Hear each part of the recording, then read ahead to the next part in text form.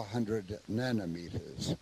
So we are talking about substances which are much smaller than the diameter of one of my hairs, and and considerably smaller than the wavelength of the shortest wavelength of visible light.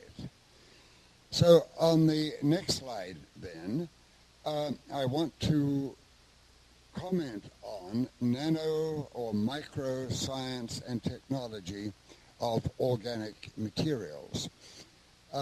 In Changchun in China, at Jilin University, the provincial government of the province of Jilin has built a very nice research institute for me dealing with the nano science, nanotechnology of organic materials. Is another very large area of nanoscience and nanotechnology of ceramic, inorganic materials and of metals. But the organic area of nanoscience and nanotechnology has been investigated up till now to only a small extent. But I think on the next slide here, now I would mention, I apologize for this scientific part, but one of the, probably the most important, technologically important synthetic metal known today is polyaniline, which is made very cheaply by simple chemistry oxidation. Now, one of my extremely good postdoctoral fellows, Piccato Venanzio from Embrapa at San Carlos, discovered by his good powers of observation, which undoubtedly he learned in his training in Brazil, discovered something completely new and different. Next slide, please. Here we have an example of analytically pure nanofibers of the synthetic metal polyaniline, and the average diameter here is about 35 nanometers. We must remember that the official decrease in size is 100 nanometers. So the diameter of these fibers are very much less than the cutoff to start the nano field. These have been known now for 4 or 5 years, and then on the next slide we will show a completely new concept that Piccato Venanzio discovered a few months ago in my lab. The first paper has not yet appeared in print. It will be coming out very soon. And this was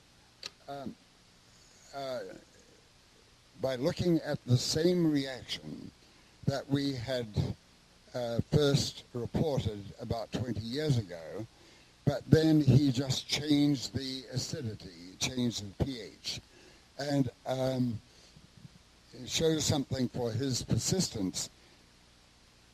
What we had observed 20 years ago and what everybody in the world had been following was obtaining a dark green-black precipitate of the metallic polyaniline. Now, he did this at a different degree of acidity, and he said, I'm getting a precipitate which is a different color. It is yellow or orange.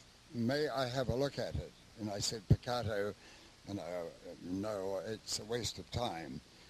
We want to get our objective. And then about 2 days later, he said, look, I'm interested in this different color. Would it be okay for me to spend 2 days or so looking at it? So I said, well, okay, but do not waste too much time doing that. And this led him to this completely new spheres, of a completely new form, a polyazane, a completely new type of polymer, which I say our first paper has not yet been published. It will come out in Synthetic Metals in about 1 month with a nitrogen background. What we believe is a completely new type of organic polymer. We do not yet know, no one knows as to how useful or non-useful this might be in technology. But on the next transparency, we can see these very small spheres, hollow spheres, which no one has yet had time to see whether they may be useful for encapsulating drugs, for encapsulating fertilizers, or for encapsulating materials which will be fungicides in plants. We have no idea. But it's or for hydrogen storage. But it is interesting, just coming from a few months ago, from some basic research. Next slide, please. And this is just showing, again, samples of this. And on the next slide,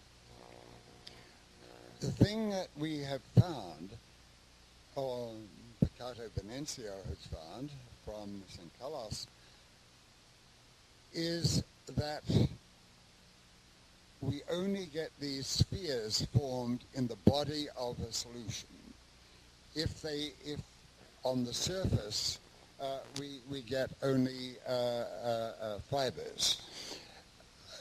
We feel it is somewhat similar to outer space, where one has zero gravity, and you can get very perfect spheres, for example, being formed. So in the body of a solution,